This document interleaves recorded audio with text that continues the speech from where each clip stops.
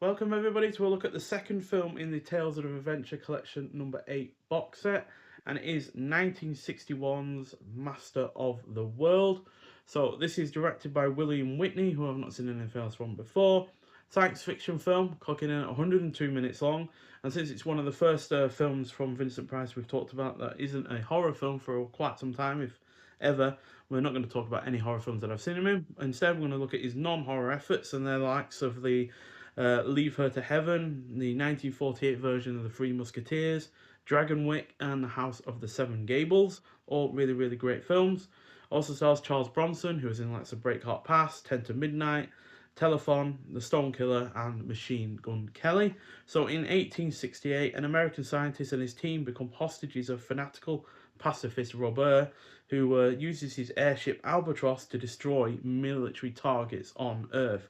So, although you could definitely slate this film for its somewhat half-assed production and rather routine plot, I quite frankly will lap up anything that has Vincent Price in a leading role where he is playing a villain that is a step above being two-dimensional to the point where his motives are extremely rather sympathetic. It's just his execution of his, his methods that really are or the execution of his motives that are questionable. That said, the rest of the cast is also good. It is well paced, though some of the production is definitely lazy. The rest isn't. So the general look of the airship is good. I like the look of the interiors as well. And when the ship eventually meets its demise, it's fairly decent as well. It's just a shame that it reuses a lot of footage from older films. So you've got Henry V.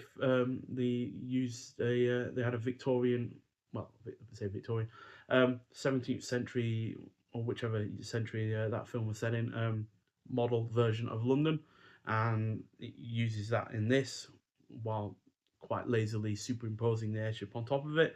There's also shots from other films, like a film that features I think the Battle of Waterloo and such. So yeah, it's really lazy in that regard, but it uses it effectively enough. It's just a shame that because it is you reusing that footage, the characters have to be really distant from it, so they're never involved in that kind of action.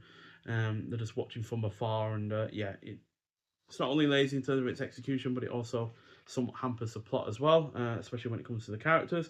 That said, it is also predominantly engrossing. The score is decent, and there are a couple of solid action scenes as well. So, yeah, by no means my favourite Vincent Price film.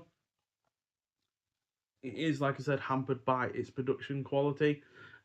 If it had just that bit more of a production budget to it, this could have been really, really great. But unfortunately, that does hamper it a little bit. But thankfully, Vincent Price is excellent. The supporting cast is good, and it is generally engaging effort throughout. So, yeah, I do highly recommend this one, especially if you're a fan of Vincent Price and you are looking to see more films from him, as I always am.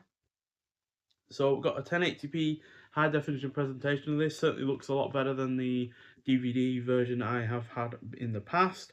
Also got audio commentary by film historians Tom Weaver, David Schechter, Richard Heft, and Vincent Price biographer Lucy Chase Williams. Audio commentary by actor David Frankham. Then we've got Richard Matheson, storyteller. That's a documentary. And then we've got The Good American, video essay by film writer Philip Jeffries from 2025.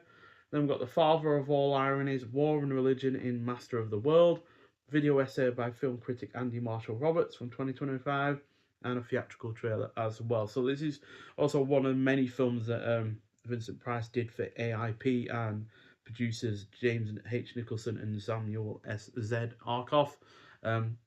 This was right around the same time that he was doing the Poe films with Corman. So that's the kind of era that we're in, really, as far as his more villainous roles go.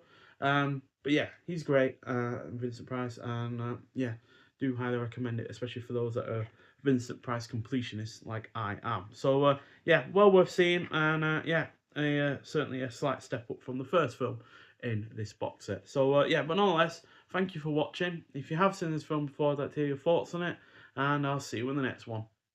Bye.